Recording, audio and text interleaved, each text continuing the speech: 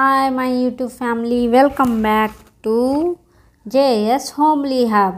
ఎలా ఉన్నారు మీ అందరూ? నేనైతే బాగున్నాను. మీ అందరూ బాగుండాలని మనస్ఫూర్తిగా కోరుకుంటున్నాను. ఈ రెసిపీ వెయిట్ లాస్ అవ్వాలి అనుకున్న వాళ్ళకి సూపర్గా ఉపయోగపడుతుంది.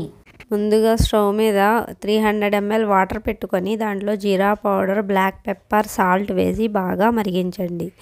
అవి మరుగుతూ ఉండగా 4 స్పూన్ల రాగిపిండిని తీసుకొని వాటర్ పోసి లంప్స్ లేకుండా బాగా కలిపి మరుగుతున్న దాంట్లో కలుపుతూ వేయండి. కలపకపోతే ఉండలు కడుతుంది, అందువల్లనే కలుపుతూ వేయాలి. అది బాగా మరిగిన తర్వాత దాన్ని పక్కన పెట్టుకొని లైట్గా చల్లార్చుకోండి.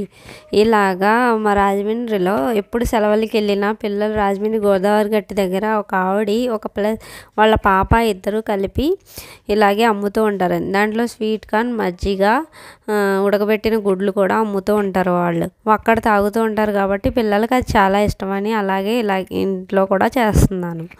వెజ్ ఆమ్లెట్ అండి. సన్నగా తరిగిన ఉల్లిపాయలు, పచ్చిమిర్చి, క్యారెట్, బీన్స్, కొత్తిమీర, ఉప్పు, సాల్ట్, పసుపు, కారం, చిల్లీ పౌడరు, జీరా పౌడర్, గరం మసాలా, అల్లం వెల్లుల్లి పేస్ట్, 3 eggs వేసి బాగా కలిపి దాంట్లోనే 1 స్పూన్ ఓట్స్ పౌడర్ లేదా శనగపిండిని వేసి బాగా కలపండి. శనగపిండి, ఓట్స్ పౌడర్ ఎందుకు అనుకుంటారేమో, ఓట్స్ అయితే వెయిట్ లాస్కి చాలా మంచిదండి. టేస్ట్ కూడా బాగానే ఉంటుంది. అందుకనే వెజ్ ఆమ్లెట్ అన్నాను.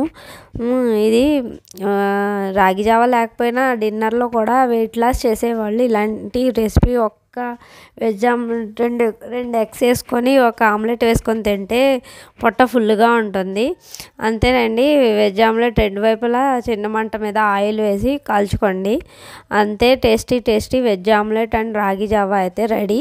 రాగి జావలో నిమ్మరసం ప్లస్ పల్చగా కొట్టిన మజ్జిగ వేసి, కావాలంటే కారబుందీ లేదా స్వీట్ కార్న్ ఉంటే ఉడకబెట్టిన స్వీట్ కార్న్ వేసి ఇవ్వండి. చాలా టేస్ట్గా ఉంటుందండి. ఇదైతే చాలా ఇష్టంగా తాగుతారు.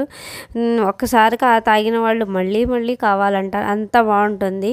ఈ వీడియో కనుక నచ్చితే లైక్ చేయండి, షేర్ చేయండి. మీదైన JS హోమ్లీ హబ్ ఛానల్ని ప్లీజ్ సబ్స్క్రైబ్ చేయండి.